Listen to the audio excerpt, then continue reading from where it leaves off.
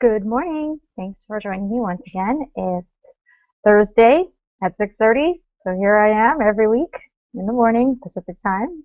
You can catch me every Monday on Global Wealth Protection. That's my written word. But welcome to Voluntary Virtues, and in today's conversation, we will be discussing nationalism. And the reason why nationalism has come up is partially because I've taken as my whipping post the immigration issue. But the issue of nationalism is kind of a contention unto itself, a issue of, I guess, a place where your head's at. And when arguments and when discussions are predicated on something like nationalism, my team is better, then it's kind of like a really weak foundation to carry on a discussion or to say, even theoretically, solve a problem. So when I discuss things like immigration, and then the response is something to the effect of it could be the government in terms of they could be referring to policy, or they, in terms of immigrants, are out to ruin or destroy our way of life, or that we used to be a Christian country and they are destroying our values. Now, if you come from the school of thought that I do, or if you have the worldview that I do, then you know that you can't destroy an idea. Right? So an idea extends as far as your own personal philosophy or your own personal values, short of physically some sort of taking a measure to execute a cultural genocide, okay, like was the case with the Native American here in this, here in the now United States, when the Europeans were coming over and playing out their little dog and pony show of Manifest Destiny and an old relic, I guess, of the Divine Right of Kings, or even the Divine Right of Kings, out in Scotland in the Celtic area. You have governments with policies specifically designed to eradicate a certain culture altogether, which I know for a fact was the case in the United States anyway. But that's not what we have. Okay, that's not it. There's no organized effort to eradicate anything. So what's happening instead is what I would say a cultural evolution. So an evolution is not morally good or bad. There's no assessment to that. There's no metric. A revolution, we could look at history and see how revolutions played out, right? And pretty much with every revolution came a new despot. So we can make some evaluations based on that. But an evolution is neither here nor there. It has no moral qualities. It's simply a change. And so what happened is that the United States it's always been kind of this glom. And okay, for the beginning part of it, it was predominantly English-speaking Europeans. Okay, then we had an influx of other Europeans who spoke other languages and carried other cultures with them. Then, as of late, it's become more and more of a Spanish-speaking immigration process from the South rather than a European immigration process from the East, or an Asian immigration process from the West. But all of that is not a concerted effort by the rest of the world to somehow lay siege upon the American way of life, which I will say the American nationalist, values and prizes that more than the rest of the world. And therefore we believe it's a target. And by we, I mean the people who carry this nationalistic mentality. They believe, and I don't, so I guess I shouldn't say we. Uh, there's this belief that this man in a cave, this goat herder in Afghanistan, hates us for our freedoms, and that the immigrant is out to destroy our way of life and our values. But we don't have in this geography a cohesive set of values.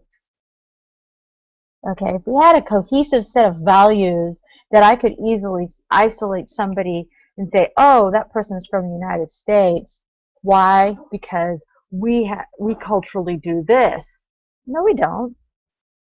No, we don't. I mean, the United States is so big geographically that there's no real way that you can say, I mean, I would say that we're more divided regionally than we are by state. I mean, we have everybody people in the Northeast have a different social culture than people in the South. The South is almost overbearingly hospitable, I guess.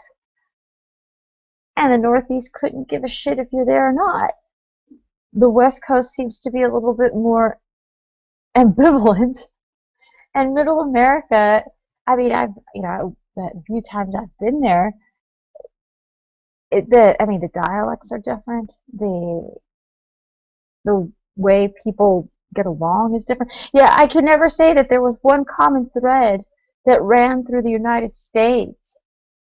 And if the only real common thread that you can point to has to do with the state or the government, then it's imposed, it's contrived, it's not cultural. I mean, there isn't even a united front for or against the government. Right? You have a divide, a growing divide of how people interpret how the government should be. So there's really nothing cohesive about the United States to say that there's a culture to destroy. There isn't a culture to destroy. Because I don't share a culture. I literally don't have much of a cultural common ground with any American. I was born and raised here. I mean, and for as much influence as I had from my mom's side, who's from Japan, I lived there for a year and realized how little in common I have with them. And so we're not meant to find a country that accommodates our culture. We're meant to find a place to be that allows us to propagate the cultural elements that we've been exposed to that we feel are better. Right? If we stand on the shoulders of giants, we're trying to be better than our previous generations. So we pick and choose that which has kept has kept people going, or has somehow, at least we've interpreted that it's something of value or something good and meritorious. But it's a picking and choosing process. And that's the same is true with, the way people have evolved over time, and the way linguistically we've evolved over time, that there is no moral superiority to speaking English and making that a national language, right? There's no merit to it. English is not inherently a better language, and yet the nationalists will claim that we need a national language and we should make that English. Why? I mean, of all the things, and I will tell you now, I don't agree with Hillary Clinton on anything, but she was confronted once during a debate, or I guess a interview in the last presidential, or maybe the one before, presidential race, and she was asked, should we make English the national language? And she says, well, she said something to the effect of, yeah, you need to be able to communicate, and that's important. And for the most part, we do speak English here, but I don't know if there's necessarily a reason to codify that. Like, I don't know why we would want to codify that. And at first, I at the time, I was a libertarian, capital L, and I thought, well, I should be able to come up with a reason, right? And at least be able to answer that question. Is there a reason why we would want to have a national language?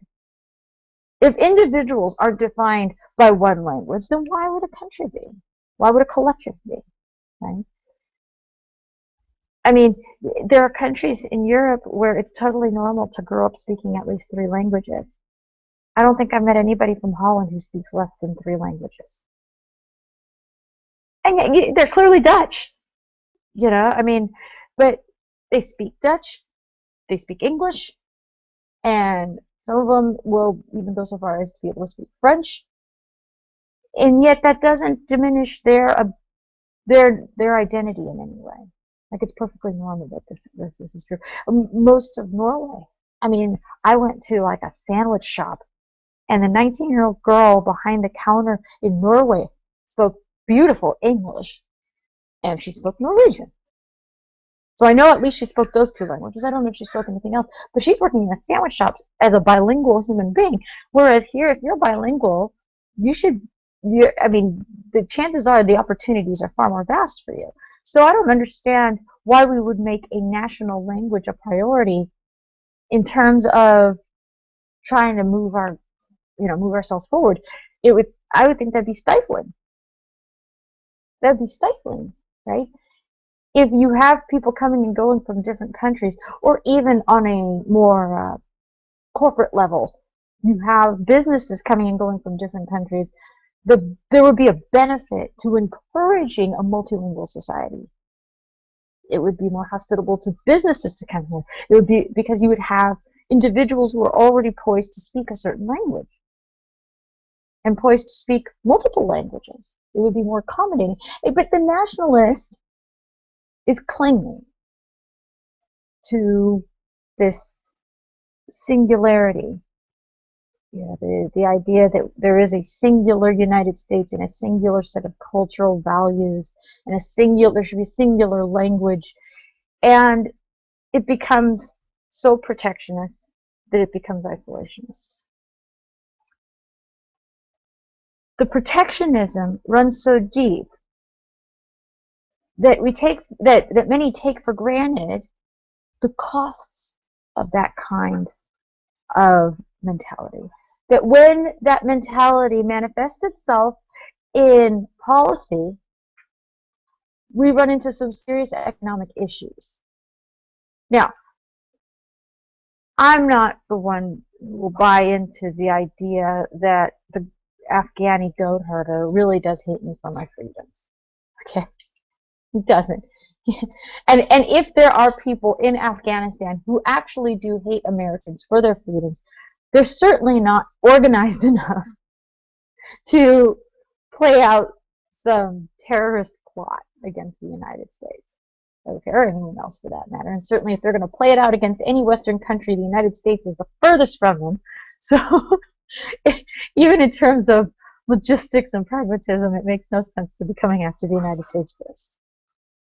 That all being said, if somebody actually does have that plot, I ain't got time to worry my pretty little head over it. If they're really going to pull something off, there's nothing I'm doing from here to stop it anyway. So that all aside, the nationalist believes and bases all of their political views on the fact that there's this global assault against the United States and its values, etc. And so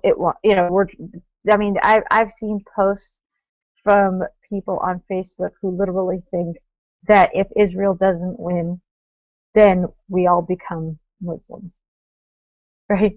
Because if Palestine were to be left alone, then that would make me a Muslim all of a sudden. Right? I don't know how that works exactly, but there is this idea that's what's happening. That, and the same is true with World War II. Had we not intervened, we'd all be speaking German. Huh? How do you come to that kind of conclusion? Like, how is it this black and white thing? Subway doesn't serve ham and bacon anymore, so now we're all being, washed over with this Muslim agenda. It's You can't destroy an idea. If you are already committed to believing one thing or another, the best anybody can do is make a superficial effort to make you not be that. But they can't internally rewire your brain to think a certain way. That's why you have underground religious movements in places like Korea, North Korea, and places like China, and there used to be these, underground religious movements in Russia. You can't destroy the idea. The idea is there. It's not about whether the idea is right or wrong. The point of the fact is that there's no way to destroy it. So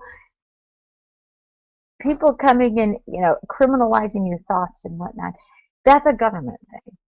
That can only be implemented by a juggernaut like government, not by an immigrant, and certainly not by some goat herder in Afghanistan. Okay, I think the idea that everything is based on, is founded and built upon this foundation is where the arguments start to fall apart.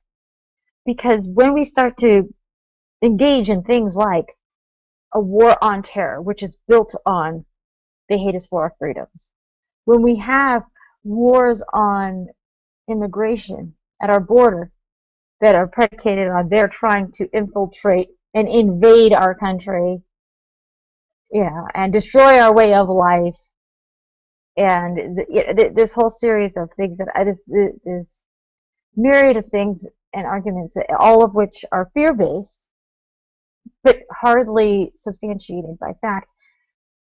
We pour so much money into this. We dedicate so much time to this.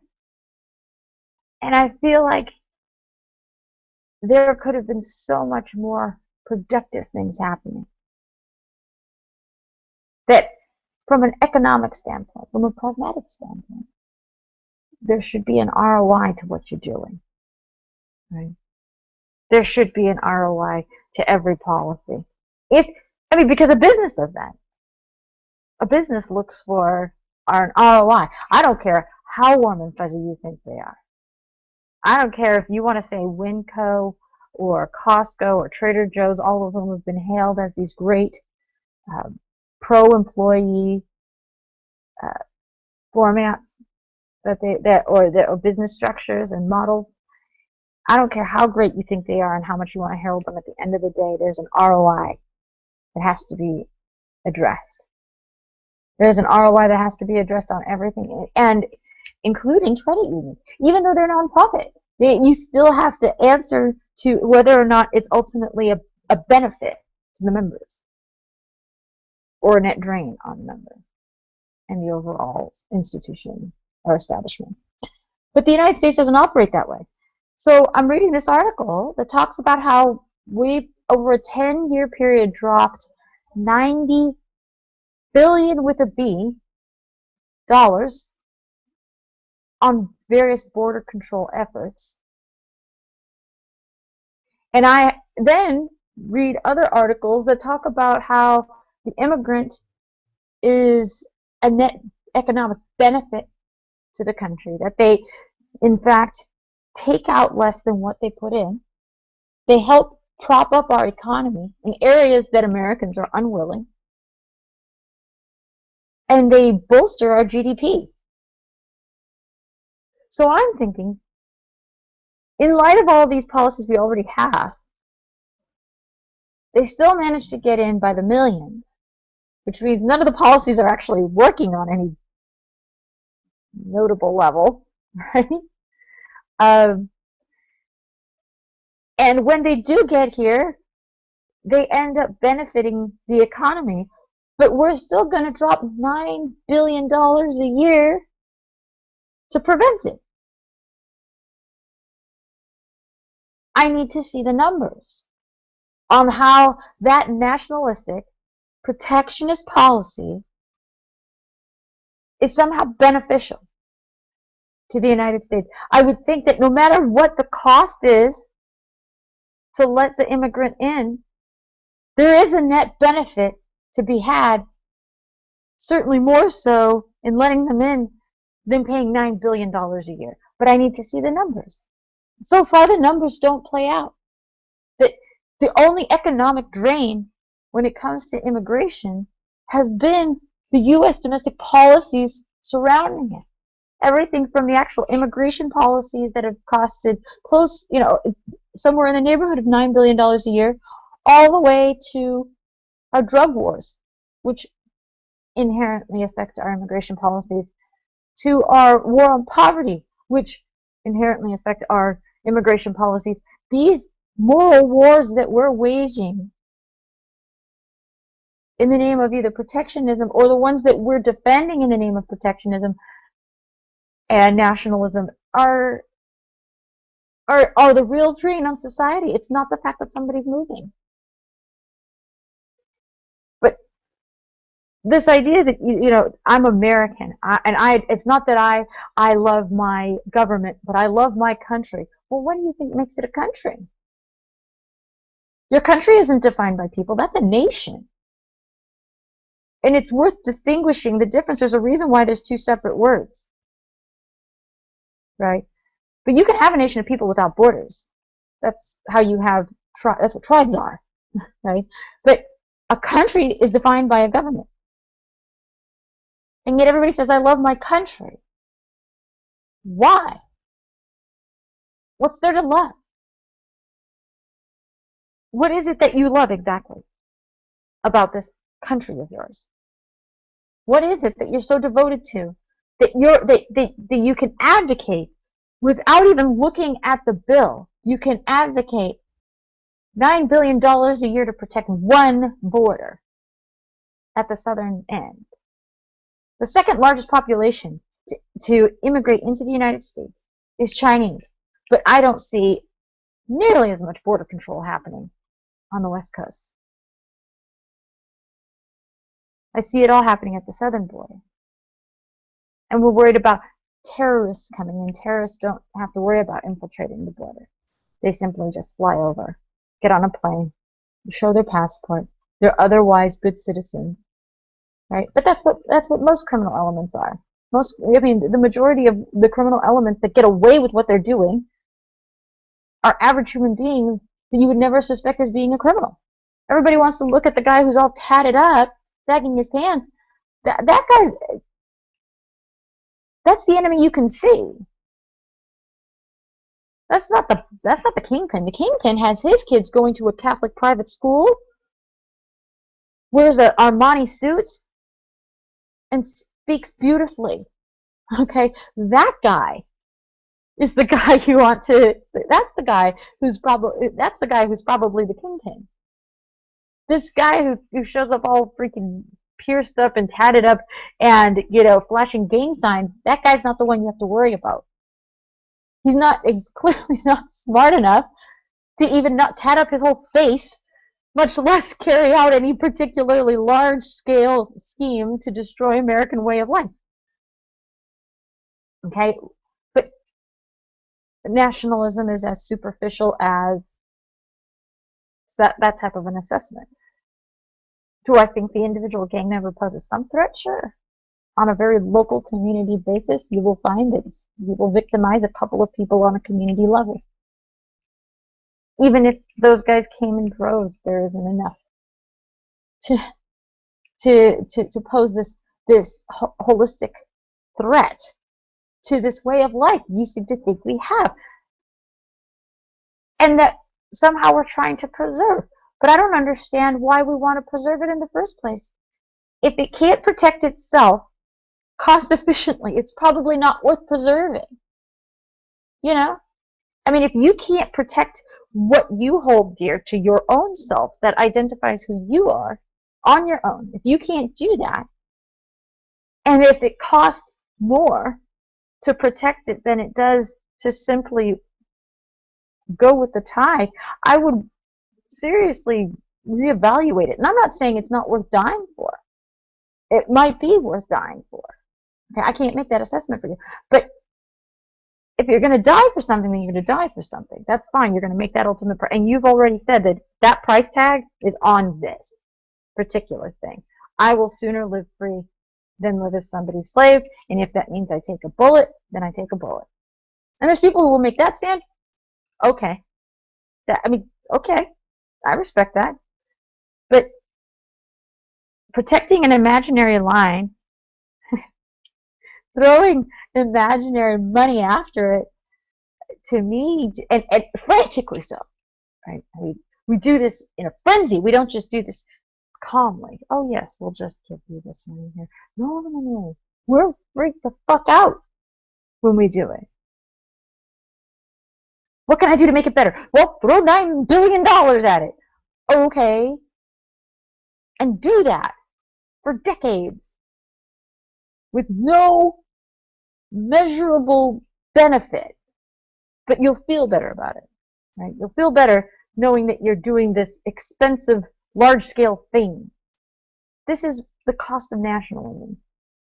And I don't see a net benefit to anybody. Nobody's getting anything out of it. Nobody says, okay, at the end of this $9 billion, though, I managed to still preserve this. That's what they say about wars, right? They fought for your freedoms. The military fought for your freedoms. No, they didn't. My freedoms were never in jeopardy. Even in the American Revolution, my freedoms were never really in jeopardy. We were pissed off about what, 2 or 3% tax that Washington was only too gracious to impose the moment we won that war. Different King George now. That's all that happened. We didn't win anything. Same with World War II. They fought for our freedoms. No, they didn't. No, they didn't. This idea, this protectionist and this nationalist idea that kind of weaves in and out of people's minds, where they think that this is how we're going to build an argument off of all of this. Over-romanticizing America and heralding it as some free place. There's no indication that the United States is free. There's no study. There is no metrics. Every metric that somebody has taken and said, okay, this is the United States as it stands in the world, has said that we are not even in the top 5 in terms of economic freedom. We're nowhere near the top 5 in terms of civil liberties. There's nothing. There's no evaluation of the United States that says the United States is free. Okay, so this idea that we're preserving this freedom-loving, pro-justice, pro-liberty culture is even untrue. Because that's not what the United States represents globally. So we need to protect. People have gotten so ingrained with the idea of the United States being theirs that, that's how distorted the view is. The country belongs to me. It's my country. No. I've said this before. It's not your country. The country does not belong to you. The borders don't belong to you. You belong to the country. Nationalism falls on its face when you realize your place. And your place is not as owner. Your place is as an object. You belong to the United States. As its citizen, you are indeed among its possessions. And you're dispensable. Once you realize that, there isn't much to get proud about. There isn't much to beat your chest about. There isn't much to protect. The only thing worth protecting is yourself, your friends, your family. That's it. And those are just individual human beings who are no different than anybody else around the world. No more important and no less important. Alright guys, that does it for me. Have a good week. We'll catch you next time. Make it a good one. Bye.